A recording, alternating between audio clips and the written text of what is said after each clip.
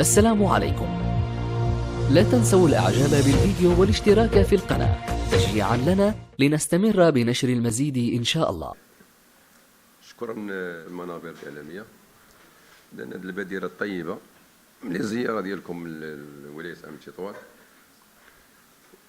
وإن دلت على شيء فإنما تدل على انفتاح المؤسسة الأمنية وعلى التواصل الفعلي ديال مختلف فعاليات المجتمع المدني مع المؤسسة الأمنية أيضا. إذن سنة سعيدة للجميع، أتمنى أن التوفيق لكم ولأسركم، لأن على مستوى ولاية عام تطوان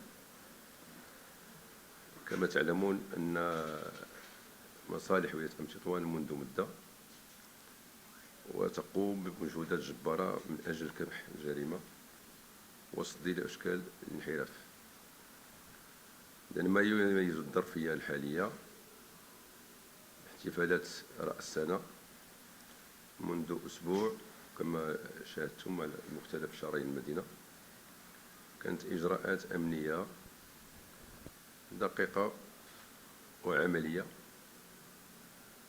تمثلت أساسا في تنصيب عدد من الدوريات بمختلف شرايين المدينة. الهدف هو بطبيعة الحال المحافظة على الأمن العام وطمأنة المواطنين، وبالتالي هذا الإنزال الأمني الغرض منه في هذه السنة الجديدة هو البروز الشارع العام، وأيضا تصدي لكل من شأنه أن يهدد استقرار هذا البلد الأمين.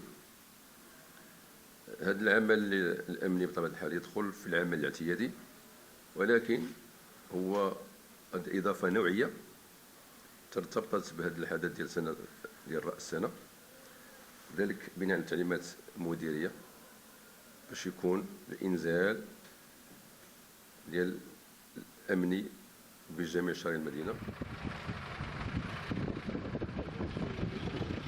وأيضا السدود أيضا إدارية والسدود قضائية مستوى مدخل المدينة من الجهة ديال مدينة طنجة، وأيضا مدينة الشاون ذلك على السد الإداري على مستوى مدينة طريق عزلة وطريق المضيق.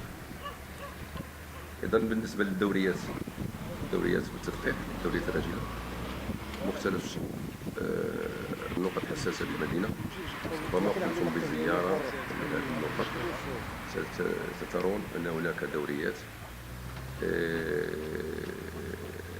تعمل إلى جانب قوات المساعدة من أجل أن تسجل حضور أمني متميز، ناهيك على بعض الاحتياطات الأمنية تتكون من القوات المساعدة أيضا من الأمنيين، مجموعة التدخل السريع ومجموعة المحافظة على النظام العام والمدير العام الوطني. في هذه المناسبة أيضا وفرضنا إذا جميع الشروط الضرورية اللازمة من لوجستيك ومن